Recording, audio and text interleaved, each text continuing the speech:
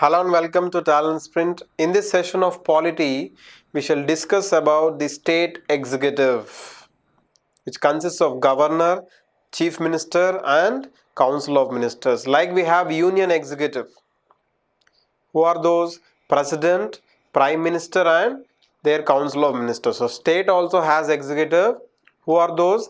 Governor, chief minister and other council of ministers. So state executive involves these people. So we shall study about them in detail, which is mentioned in part 6 of Indian Constitution.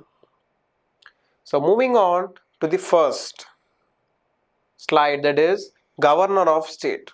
It is mentioned in article number 153. So there shall be a governor of for each state or for two or more states. This is a very repeated question. So governor can be not only for one state, he can be for two or more states. Till date there are some people who are acting as a governor for minimum. There are some states which have governors acting for two states or more than that. Or the governor can extend from one state to one union territory also. Okay. So the executive power of the union shall be vested in the governor. That means all the business of the government is carried out on the name of governor only. Like we have president at the union, here governor. Though the decisions are taken by the prime minister and his council of ministers in the union, there president, in the name of president, the government is carried out. But here chief minister and other council of ministers will take the decision, but the government's work is carried out on the name of the governor. That is called executive power of the union. In the union, here the executive power of the state. Moving on to the qualification for the governor. The first required thing is he must be citizen of India and he must be completing 35 years of age. So we have seen in the earlier sessions. So for president, for vice president and for governor, the age limit is 35 years minimum.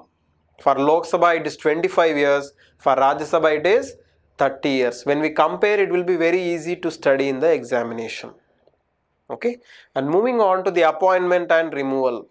So the president appoints the governor for each state or one or more states, and they can be removed by the president anytime, irrespective of the term of office. And the oath to the president, the oath to the governor is administered by the chief justice of that state high court. For that state, whichever is the high court, the chief justice of high court will administer oath to the governor. And moving on to the conditions. The term of office for a governor is 5 years from the date of appointment. He shall continue from the date of appointment for 5 years. And moving on, the remaining powers of the governor are almost similar to the president. Okay, there are a lot of articles about the governor. We shall study only important ones. So what are those? All the powers are same, except there are some changes. What are those? He can keep some bills for the review of president. Whenever some bills are presented to the governor, he can keep it for the review of the president. Suppose they involve constitutional matters, so he can keep it for the review of president. And he cannot pardon a death sentence given by any court in India, and he cannot pardon punishment given by a court martial. We have already discussed in president topic. What is a court martial? It is a special court for armed forces, military, navy and air force. Okay, so he cannot pardon the punishment by a court martial. He can pardon only if the punishment is under state laws only. He cannot pardon a death sentence even by any court, and also he cannot pardon punishment by a court martial. Moving on to the next article, that is article number 163. There shall be council of ministers with chief minister as head to aid and advise the governor. It is similar to article number 74 we have seen. There shall be council of ministers with prime minister as head to aid and advise the president there in article number 74. In 163, this is for state. So the council of ministers of the state will advise the governor for every decision of him. So that means we can say the dictator in the country is prime minister, and whatever prime minister says, president should listen, and the dictator in the state is chief minister. Whatever chief minister says, governor should listen. Okay, so that means we can say president and governors are rubber stamps. They are used just for signatures. Okay, so the governor can resend their advice of these council of ministers only once. Same like president in article number 74. He can send only once. But if they resend it back, he has to accept it compulsorily. That means he can send only once for reconsideration. Same for president and governor. Moving on to the next article, that is article number 164. Other provisions to ministers. So same like we have article number 75. Same there, council of ministers at the union. These are the state council of ministers. We shall see them. What are the provisions to the ministers? So the chief minister is appointed by the governor in the state, and other council of ministers are appointed by the governor itself, but on the advice of the chief minister. And the council of ministers hold office during the pleasure of the governor. Their president here, governor. Generally, the chief minister will say to remove the council of ministers. Who will remove? The governor will remove in the state. Their president will remove.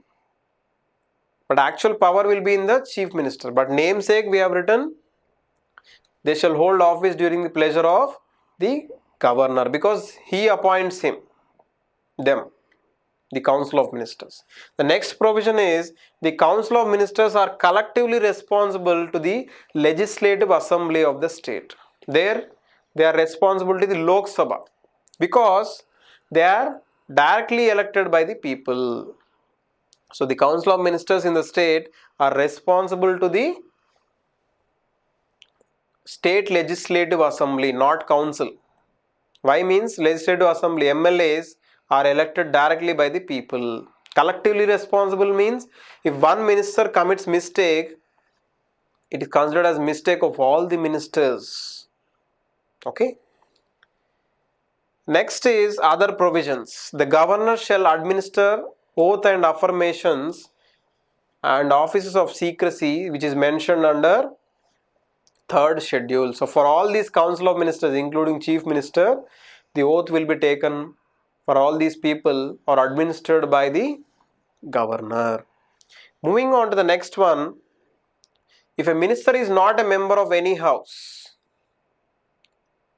within 6 months he must become a member of any house, either in the state legislative assembly or if it has a legislative council. Okay. Next is the salaries and allowances are mentioned in the second schedule. Same like our Central Union Council of Ministers. And the next article number is article number 167.